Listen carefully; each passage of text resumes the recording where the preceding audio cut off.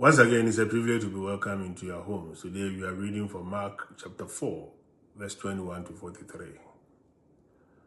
When Jesus had crossed again in the boat to the other side, a large crowd gathered around him, and he stayed close to the sea.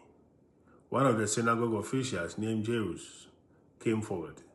Seeing him, he fell at his feet and pleaded earnestly with him, saying, "My daughter is at the point of death. Please come lay your hands on her, that she may get well and live." He went off with him, and a large crowd followed him. There was a woman afflicted with hemorrhages for 12 years. She has suffered greatly at the hands of many doctors, and has spent all that she had. Yet she was not helped, but only grew worse. She had heard about Jesus and came up behind him in the crowd and touched his cloak. She said, "If I but touch his clothes, I shall be cured." Immediately her flow of blood dried up. She felt in her body that she was healed of her affliction. Jesus, aware at once that power had gone out of him, turned around in the crowd and asked, "Who has touched my clothes?" But his disciples said to him, "You see how the crowd is pressing upon you, and yet you ask, 'Who touched me?'" And he looked around to see who had done it. The woman, realizing what had happened to her, approached in fear and trembling. She fell down before Jesus and told him the whole truth. He said to her, "Daughter, your faith has saved you. Go in peace and be cured of your affliction." While he was still speaking, people from the synagogue official's house arrived and said, "Your daughter has died. Why trouble the teacher any longer?"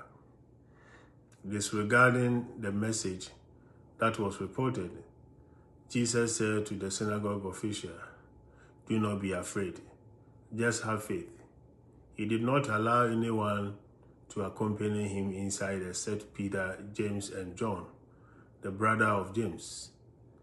When they arrived at the house of the synagogue official, he caught sight of commotion, people weeping and wailing loudly.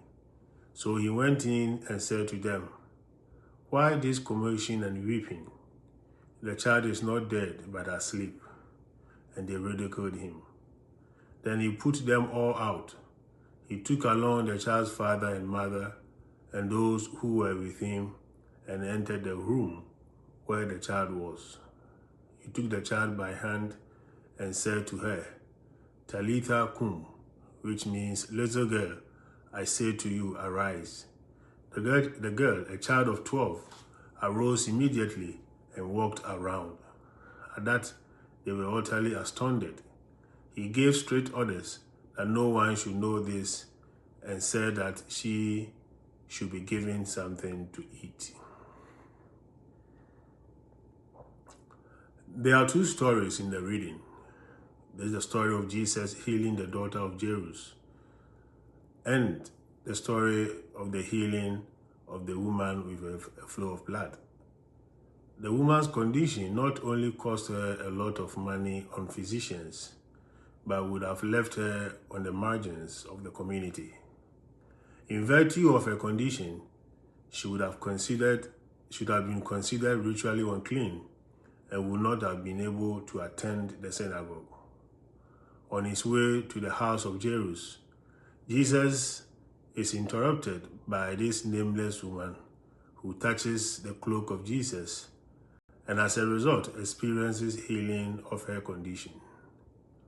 Although he is interrupted while on an important mission to heal Jairus' daughter, Jesus looks to engage this woman in a very personal way. She simply wanted the most secretive and impersonal of contacts, the touching of Jesus' cloak.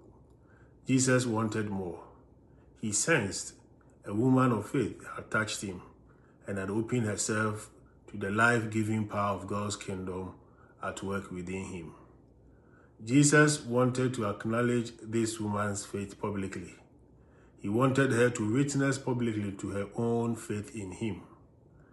When she comes forward to do so, Jesus assures this woman who had been excluded from the community that she belongs. He addresses her as daughter. She is as much a daughter of Abraham as anyone else.